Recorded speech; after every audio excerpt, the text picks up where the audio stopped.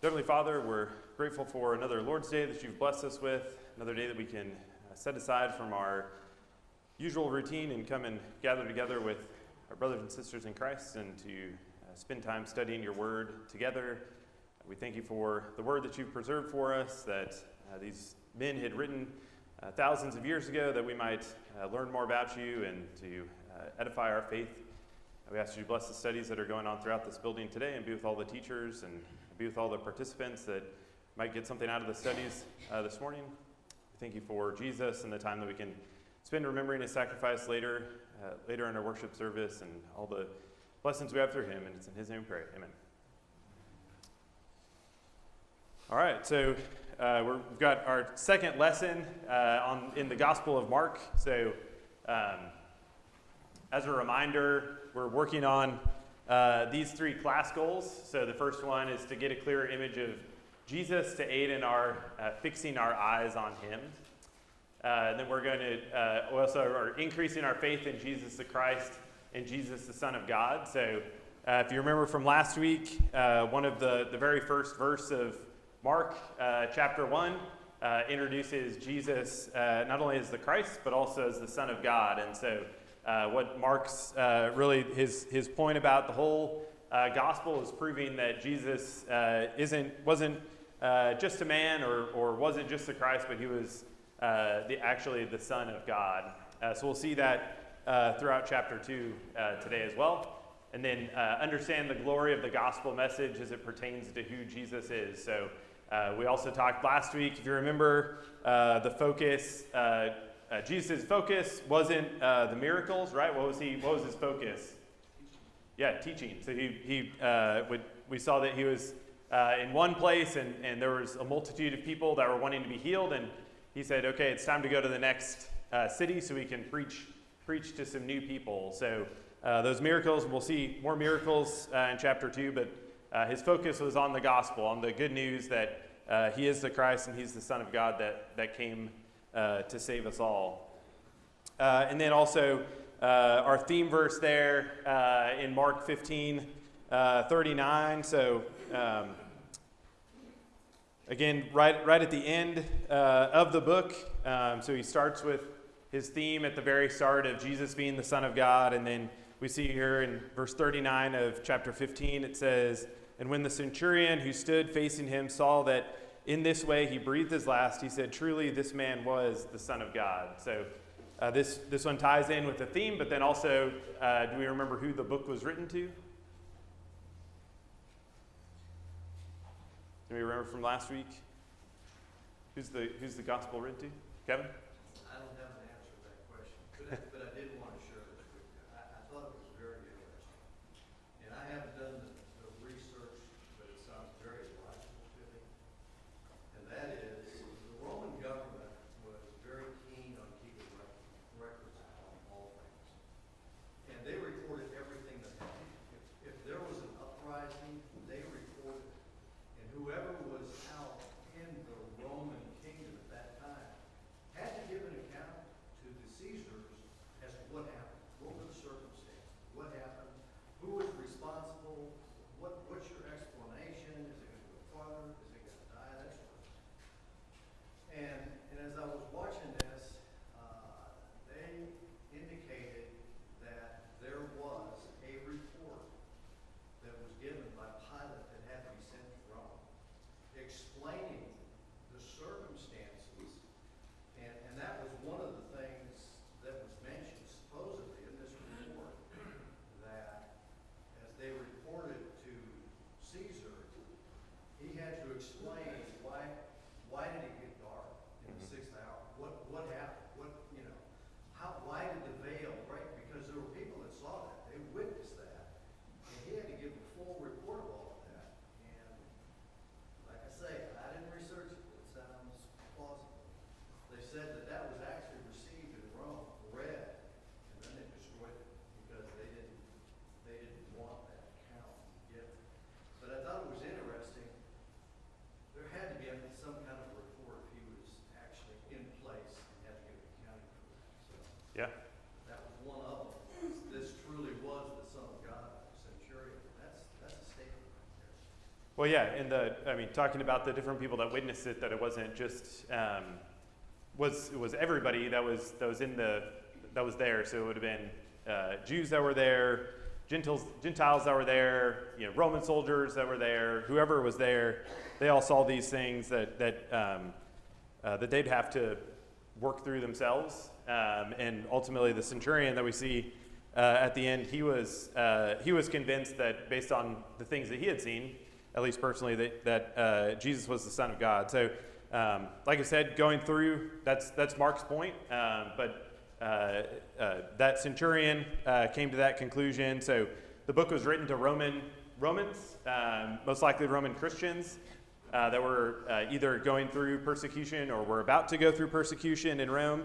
And so I think just the testimony of seeing that at the end of Mark, that the person that gives that conclusion, gives that account, was a Roman and a Roman centurion. So someone that really had no reason to, no background to make that conclusion other than the things that he had seen, and really no other reason to make it other than he was just concluding that off of what he had seen. So I would think that would be powerful to those that were the audience of this book. So moving on into this week's class. So today we're talking about Mark, all of Mark chapter 2, and then going into the first 12 verses of chapter 3. So hopefully everybody was able to read that this week, and then think about the questions that we're going to be talking about today. So the first question is up on the screen. How did Jesus see the faith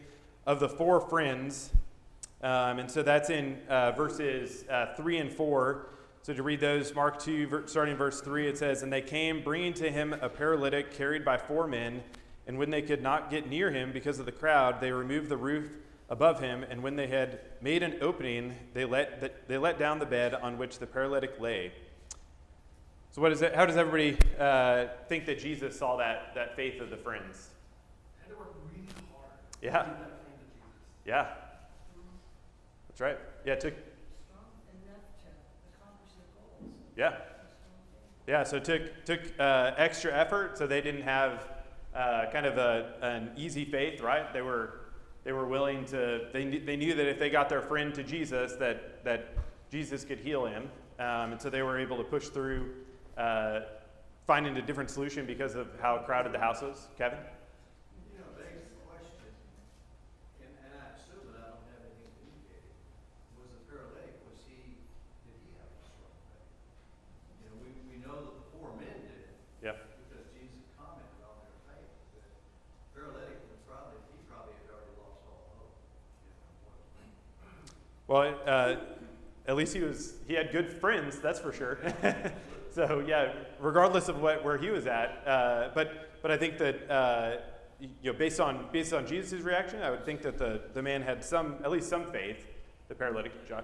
Well, I was going to respond to that. It says, "And Jesus saw their faith." So I don't know that they were just talking about the four friends. I think he was talking about all five of them, the four friends and the paralytic.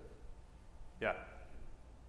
Well, practically, if you're in a room and somebody's tearing a hole in the roof, wouldn't you get your attention up there and say, "Stop that," It's just an interesting story. Yeah, for sure. Bryce? I was thinking of James chapter 2 in verse 17 where it says, faith by itself, if it does not have works, is dead. And I think this is a literal example of that. Yeah. They were willing to work incredibly hard, and you can see their faith Yeah. through their work and through their caring and their sacrifice of their friends. Yep. Yeah. So they definitely could have given up at the door and said, well, maybe tomorrow, maybe we'll catch Jesus another time. But yeah, they worked through obstacles that their faith drove them, like Bryce said, to do the works that were necessary in their faith to accomplish their goal. So any other thoughts on this one before we move on to the next one about this story? Go ahead. Yes, I was going to say that the friends put their faith into action. Yep. There was a lot of action, just trying to get it through. And they had no doubt Yeah. that getting him to Jesus, he would be healed. Yep. Yeah. So we'll talk about that at the end when we're closing out some lessons for us. That's something I think we can apply to our lives and to our friends, right? So the second question is related, is continuing on in this account. So it's the question of the scribes, a legitimate question: who can forgive sins but God alone? So that comes from verse 7. It says, well, we'll just start reading in verse 5 where we left off. So the friends had opened up the roof and lowered the paralytic down in front of Jesus. And so starting in verse 5, it says, and when Jesus saw their faith, he said to the paralytic, son, your sins are forgiven. Now some of the scribes were sitting there questioning in their hearts, why does this man speak like that? He is blaspheming. Who can forgive sins but God alone? So does it seem like a legitimate question that they might be thinking to themselves? Yeah, right? Like if we think that would be something, at least that I recall, I don't remember a lot of other people in the Bible walking around and telling people your sins are forgiven, even prophets, things like that. So, Josh? I think it's a legitimate question even for today. Yeah. Right? Because we have religious groups out there that think they have the ability to forgive people's sins. Yeah. So yeah, I think that's a very legitimate question even now. Well, yeah, and I'm assuming that we would all agree with the same conclusion that the scribes had, right? That the answer is who can forgive sins but God, right? Well, I think we would agree that only God can forgive sins. So most likely we would come to the same conclusion, but they were coming to the conclusion that Jesus was blaspheming in that regard, basically to fool the people around him, right? Because it's easy for us to just say that someone's sins are forgiven, because there's no way to verify that, right? So anybody can claim to have forgiven somebody's sins, but only God can actually forgive sins and remove them like that. So any other thoughts on, thoughts on where the scribes, where we see their hearts? Later on, we'll have a question about that, kind of comparing. So where do we feel like they're at right now? I think they're confused. Yeah. Yep. Worried. Yeah. I did think it was interesting that in this account, they were just questioning in their hearts, right? And so Jesus having the ability that we don't have to perceive what they're thinking, he's able to actually respond. But we'll see as the scribes and Pharisees kind of transition how they're dealing with Jesus. At this point, they're still just kind of baffled in their minds. They're just thinking like, who is this guy? He's just walking around telling people. But they're not openly confronting him. Obviously, like I said, Jesus brings it out into the open of what they were thinking. But at this point, they're still just kind of questioning it in themselves. Scott, this does seem to be the beginning of the end for Jesus as well. This is the kind of the spark that starts the whole cascade of events. Yeah, and that's I think it's question 7. I think it's that we'll talk about kind of that whole looking at this whole passage set that we're talking about today that really shows that quick escalation that we don't know exactly how much time, but yeah, they went from we'll talk about it. But yeah, there's definitely beginning of a lot of change in how the Pharisees and scribes were handling Jesus. So the third question also comes from this account. So why does Jesus perform this miracle? So in picking up where we left off, in verse 8, it says, and immediately Jesus, perceiving in his spirit that they thus questioned within themselves, said to them, why do you question these things in your hearts? Which is easier to say to the paralytic, your sins are forgiven, or to say, rise, take up your bed and walk?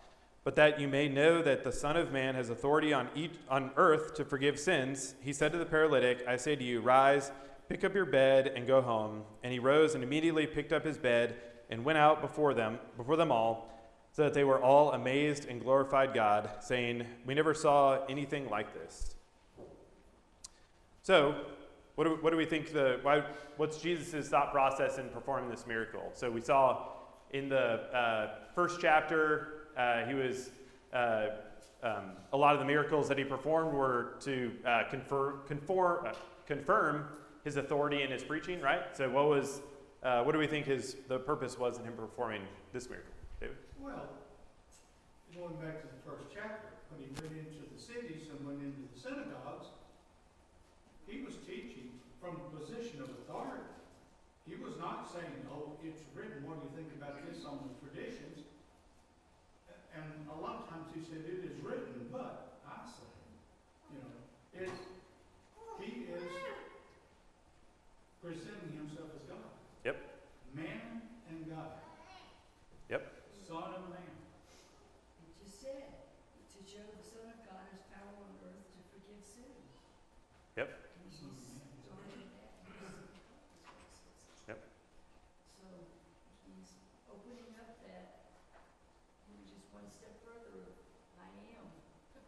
Yeah. He's either the greatest blasphemer or he is who he says he is. Yep. Okay. It's believed. Micah? Well, I mean, like he says, what's easier to say, and also on their point of view, what's easier to see? Like, you can say that the Yep. sins are forgiven, but then he's like, well, actually, I can do more than that. And so he heals the man, and so they can see that physically, and then they can trust the other statement as well. Yep. That's right. Yeah. So like I said earlier, that anybody can say, I forgive Micah's sins. Well, there's no way for us to confirm whether I've actually done that. And so, yeah, Jesus makes the point of, well, we can confirm this man can't walk. And so if I can heal him, then what I say I can do is true. Yeah. Kevin, did you have your hand up? I was just gonna say, I think too, there's a point being made that there's a distinction being made between what he's doing and what the people do, what the scribes and Pharisees are doing. And it's pretty awe-inspiring to sit there and watch somebody get healed like that. Yeah. That's something that they were not capable of doing. Yep. So I think that's one way to look at it. Yeah. They couldn't do either thing, right? They couldn't forgive someone's sins, and they also couldn't heal anybody like what Jesus was doing. Yep.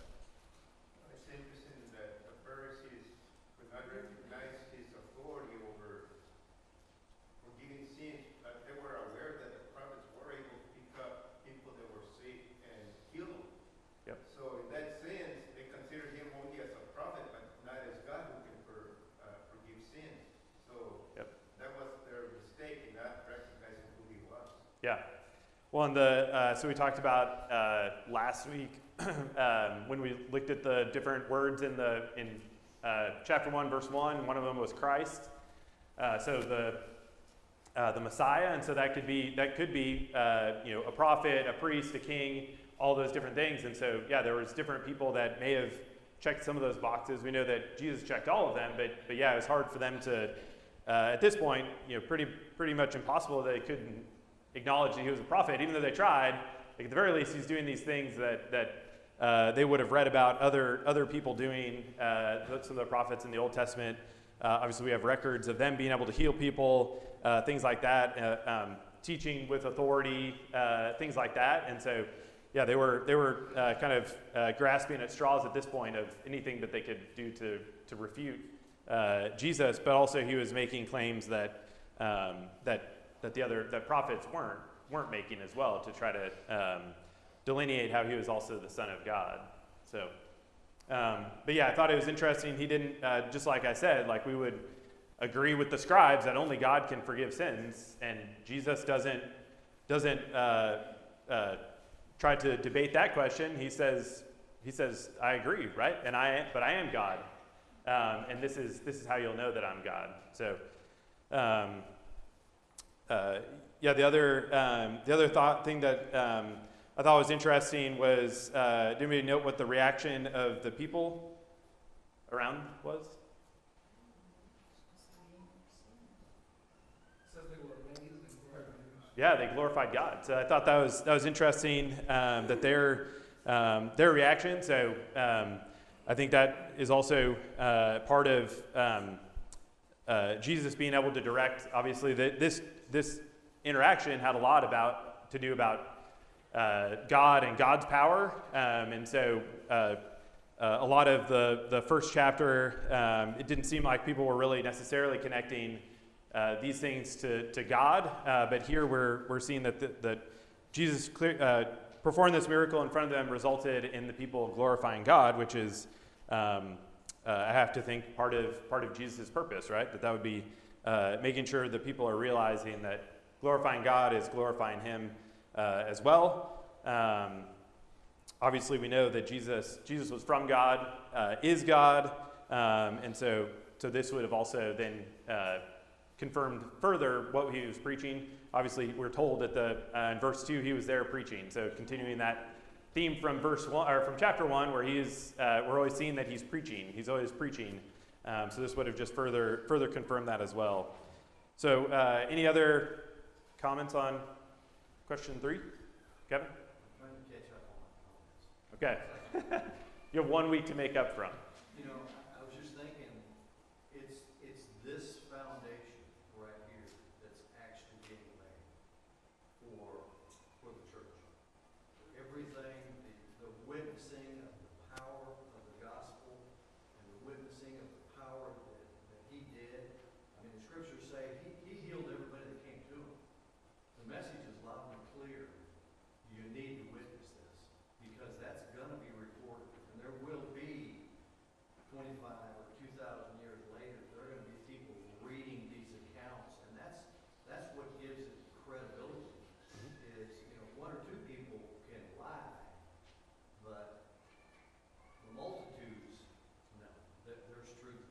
Yeah, that's right. All right, so question 4. So why did the Pharisees have trouble accepting Jesus, according to verses 14 through 16? So we'll start with verse 13. It says, he went out again beside the sea, and all the crowd was coming to him, and he was teaching them. And as he passed by, he saw Levi, the son of Alphaeus, sitting at the tax booth, and he said to him, "Follow me," and he rose and followed him. And as he reclined at table in his house, many tax collectors and sinners were reclining with Jesus and his disciples, for there were many who followed him. And the scribes of the Pharisees, when they saw that he was eating with sinners and tax collectors, said to his disciples, "Why does he eat with tax collectors and sinners?" So why do we think the Pharisees had trouble accepting Jesus and what he was doing in these verses? Because he didn't hang out with good people. And I think that, I feel like we're in a room of mature Christians. I think that's the essentiality of what maybe our mission should be. I was at a different congregation last week, and they're doing Deuteronomy, and it was talking about setting yourself apart and drawing yourself out amongst the people. And that is all right and good. We should be a holy people. We should be a separate people. But what I kept hearing is basically that you need to be separate from everyone else, and that is impossible. We are to live in the world but not be of the world. And I have seen, I'm not going to cry, I have seen so much example to me in this congregation where I see families maybe bring a young lady that has a child that she did not have within a marriage situation. I've seen men go to prisons and teach to people in prison. That reaching out to others who are lost in sin, they're not going to the bar with them. Jesus is just eating with these people. He's not doing something sinful with them. Right. But not treating them as untouchables and realizing that none of us are good people. Yep. And he died for all of us, not just the Yep. good ones, I think has helped me be braver in trying to reach people that maybe I wouldn't normally approach. When I was in Alabama, we had a guy come from Vegas who said, it's easy to preach in Las Vegas. Everybody knows they're a sinner. But it's tough to preach here in Alabama because nobody thinks they're a sinner. Yeah. And I think that's what I get from this lesson, and I get from my brothers and sisters at this congregation. Yeah. Yeah, definitely. I think it's based on the reaction, based on what we know about a lot of the Pharisees that, they like you said, the tax collectors and sinners would have been kind of untouchable people, and their motivation in their spirituality was basically to keep themselves clean, right? So even in their traditions, what Jesus was doing, being even in the house of the tax collectors and sinners, would have made him unclean. And so what's interesting, one of the commentaries I was reading noted that because of their traditions, they probably would have even been outside the house. So like you can, if that's true, you can like envision them like looking through the door, like looking through the window, like, can you believe he's in there? Like, and even asking the disciples, because maybe it says that he asked the disciples, so maybe even some of Jesus' disciples were the same of like, well, we're not sure if we should go in or not. And so if this exchange is happening outside the house, it's even seems kind of even more ridiculous of how they're judging Jesus. Bryce. Well, I was just going to say, I think they confused Jesus' association with these people as an approval of these people. And Yep. that's not the case, but that's the way they were viewing it. And so they couldn't wrap their heads around the fact that you can be with these people, and that doesn't mean you're approving what they're doing. Right. Yeah. Yeah. Well, and that's and what's the analogy that Jesus responds with of what does he compare himself to? A physician, right? So nobody becomes a physician to stay away from sick people, right? Like you're not. That's why they chose that profession. That's why they're in what they're doing. That they're they're not. There's not people in the ER that are like, I just wish we'd have a day where nobody came in that needed any help. Like that's what they're there to do, is to help those people. David? This is is also very, I don't know if you would call it racist or prejudiced or what. They were the privileged class. Mhm. In other words, we're rich, in fact, we're religious, all right, we're pious, but they look down on us. Yeah, for And sure. the unclean thing, yes, I mean, they're gonna stay clean. They were just mean. Yeah. You know, what else can you say? Yeah. You know, they were not, how can you, and he called them whitewashed tombs Mhm. at one point. Because they spoke a good game, but they didn't live it. Yeah. Yeah. But the lesson for us is I think we've probably all been in that same scenario, right? Where we've seen an individual and thought that same thing, for sure. Micah? Well, you gotta have kind of look from their point of view. Is who do they expect the Messiah to be? And now here they are questioning all of that. They see this miracle performed, like, well, this is not who this is supposed to be. He's supposed to be this conqueror, this not only political conqueror but a physical king. This isn't going how we thought it was. So now they're kind of like backtracking, questioning. So. Yeah. Well, and just refusing to accept. I mean, they're not changing their view. They're just trying to like no, you're not fitting. You're not fitting this hole that we're trying to put you into. So you must not be the right person. Yeah.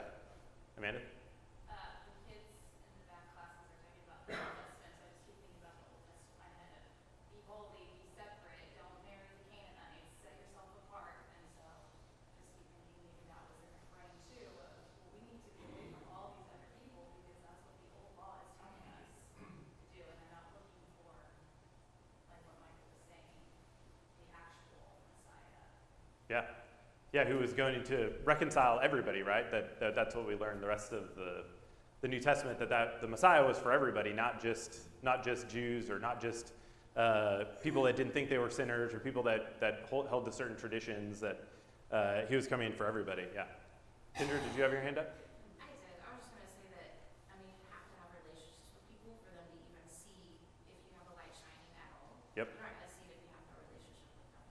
Yeah. You have to be in the world, but, I mean, just kind of what Amanda said, you can't get in the world and live like them. Right. You have to confront them. Yeah, that's right. And we'll talk about that a little bit at the end with some of our lessons to take away. So moving on to question number 5. Why did Jesus say his disciples should not be fasting at this time? So picking up in verse 18, it says, "Now John's disciples and the Pharisees were fasting, and people came and said to him, 'Why do John's disciples and the disciples of the Pharisees fast, but your disciples do not fast?' And Jesus said to them, 'Can the wedding guests fast while the bridegroom is with them? As long as they have the bridegroom with them, they cannot fast.'" So, and there's a couple more verses on that, but what is everybody's thoughts on question 5 on, so why did Jesus say his disciples should not be fasting? Or did anybody look up anything about like why they would have asked this question, why this maybe would have seemed odd? Well, after that, it was his presence was a time for celebration. Yep. While he was amongst them. So why would they be in mourning? Yep. Fasting, because they did that when they were in mourning. Yep. As their one of their customs or traditions. So why would they? They're just in celebration of having the bridegroom, like he was explaining. Yep. Yeah. So the couple of analogies that he kind of ties to it. So the one that we read was the bridegroom. So yeah. So at a wedding, is that a time for celebration or for kind of mourning and kind of self-reflection or whatever the fasting, whatever you would have been doing during fasting? It's a time for celebrating, right? That's what weddings are. But then the other analogies as well are talking about good things, or is talking about the cloth and the new wine, and so yeah, the Pharisees had a tradition to fast twice a week, and so but a lot of times what went along with that was like what was just said was kind of being somber and maybe mourning for those couple of days throughout the week. So it was something that they had a tradition to do. And so it seems like, based on the question, that John's disciples may have been doing something similar, had a similar tradition of fasting regularly, but basically, Jesus says there'll be plenty of time for that, right? That the disciples will have plenty of time after I'm gone to be doing those things. Josh? Just a question for you. Did you find anything on like the wine and the new wine and the old wineskin and putting it together, like sowing old to new and stretching it? Like, what is he? Is he talking about old covenant to new covenant? Like, is that what you think, or what did you find anything on that specifically? Yeah, that was well, I think it's from what I had read, maybe some couple different opinions on that, but yeah, that was kind of relating it to the old and new covenant was what I had read. Not trying to I think just trying not to fit the old covenant into the new covenant. That they're going to be different. They're not going to blend exactly perfect. That there might be some things that go away with the new covenant. So those are the things that I read about it. But yeah, not sure if anybody else did any other reading on that. Kevin? Well, I didn't do any reading, but, I see it as he's making a statement that everything has a time. You don't fast when God is right there with you. Fasting is typically related to, abstaining from food and drink, and it's a spiritual thing. You're meditating upon God and so forth. And you don't do that when God is still with you. And so I think he's making that statement, as it's already been made. There is a time for it, but it's not now. Yep. And he gives those examples of if you do the wrong things, then the wrong things happen, and you defeated the whole purpose. Yep. David, did you have a comment on that? I was just gonna say, if you had the chance to be with Jesus, wouldn't you just want to do whatever he make up with him? Let all that other stuff fall away. This is God. Yeah. Focus on him while he's there. Yeah. Yep. So with 5 minutes left, I'm going to skip to question 7 because we talked about this a little bit, but I do think it's important to kind of go through as a theme that we're going to see the rest of the book. And Mark seems to be intentional in his mention of how the Pharisees are dealing with Jesus, and so I think 7 is important, like we talked about earlier, of just seeing that progression of that we'll see kind of escalate through. So question 7, describe the progression of the opposition Jesus sees beginning in chapter 2 and ending in chapter 3, verse 6. So we didn't read chapter 3, verse 6, but it says, the Pharisees went out and immediately held counsel with the Herodians against him how to destroy him. Definitely a strong stance at the end of the section that we're talking about. So does somebody want to take what they think maybe the start was? So chapter 2, or the whole thing? They're starting to notice that a lot of people are following Jesus. So in their mind, they're probably already seeing a situation where politically it can become a problem. Yep. And so now they're seeking for opportunity to destroy him. Yep. I think in addition to that, he was challenging their mindset. They'd already shut the door and pulled up the game plank on who was going to be saved and not saved. And I keep thinking of Matthew, where it says, I desire mercy, not sacrifice. They had missed Yep. that big message from God about love and did not realize that all of their fellow man was in the image of God. And so because of that, their private place and wanting to maintain their earthly salvation or their earthly position Yep. is more important than their eternal one. Yeah. Well, so in coming out of chapter 1, like we talked a little bit at the start, that what we saw last week was Jesus was teaching with authority, which was bringing some people. He was using miracles to confirm those things. But at the start of chapter 2, it seemed like the Pharisees are still questioning his authority, asking how does he have the power to forgive sins. He confirms that with a miracle. Then in the middle of chapter 2, he moves to really questioning their traditions, right? So there's their tradition of fasting. Then some of the things we didn't have time to cover were their traditions around the Sabbath. So him healing people on the Sabbath, they were like, well, obviously this guy isn't from God because he's not following what the Sabbath should be. He shouldn't be healing people. And so that was what I saw kind of in the middle. That so they already he was challenging kind of the teaching and what they had, how they could teach and getting the followers, and then he was questioning their traditions, which I think goes to Jen's point of that was where their power was, right? That was their power of the people, was obligating them to do these things that weren't even in the law. David?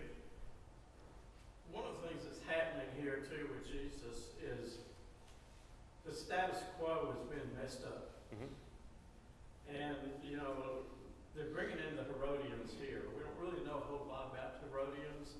They weren't really religious, they were more political. And Jesus is just messing up everything that they're used to. Yeah. And, and even Pilate said, he understood they were delivered up because of envy. Yeah. That the whole status quo was messing up. Yeah. We don't want changes. Yep. And this guy is bringing about changes that we don't understand, Yep. and we don't like. Yeah. And so it just grows and grows. So now they're bringing in some political group of people, Yep. along with those. And there's a good chance that the Pharisees and the Herodians didn't necessarily agree. I think the Herodians, most likely, from things I've read on them, they were probably Jews. But they were more in line with Rome. Yeah. And the Pharisees weren't that much in line with Rome. So they are making an agreement with another group here that's not on the same boat that they're on. Yeah.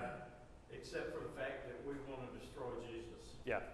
Yeah, no, I think that's a really good point. That, like I said, he challenged the traditions that gave the Pharisees a lot of their power, the traditions, the teaching, and they're kind of broadening the gate or broadening the net to kind of see who else they need to bring in to help, because it's this Jesus guy. He's going to cause us problems, but it seems like they're reaching out. Hey, this guy is going to start causing political things as well. Reaching out to build their opposition, but ultimately, definitely seeing where their heart is. It mentions in chapter 3, verse 5, that Jesus was grieved at the hardness of the heart after they saw the second miracle on a Sabbath day, of how they responded to that. So, I think it's just really a hardness of heart that we see there, and really changing to now we're not going to just refute, but we're going to try to destroy Jesus. So, just quickly, I know we're out of time, but some things to just recap on what we can take away. We already talked about associating with people that we would consider sinners around us. Are we doing that to help them, to bring spiritual healing to them? Like Jesus had talked about in chapter 1, that we're here to help people spiritually. We can associate with people physically as long as we're keeping their spiritual well-being in mind, and we should be associating with people, as we've talked about, and not looking down on people. And then the other thing is, going back to the very first story, or section that we read was, do we have the faith to push through hard things that we might encounter to get closer to Jesus? So we all have things in our lives we may have to push through, like those friends push through, going up onto the roof, going through the roof. So what can we do to get closer to Jesus in our faith? And then finally, like we just talked about, do we have hardness in our heart, like the Pharisees did, to see Jesus as the Son of God? So again, that's the theme of what Mark is trying to tell us. And so do we have hardness in our heart, like the Pharisees, of not accepting Jesus as the Son of God, who he said he was? So hopefully those good takeaways for everybody. Appreciate the participation. That's what we're going to be talking about next week, some of the rest of chapter 3 and into chapter 4, and then the questions. So thanks everybody for participation.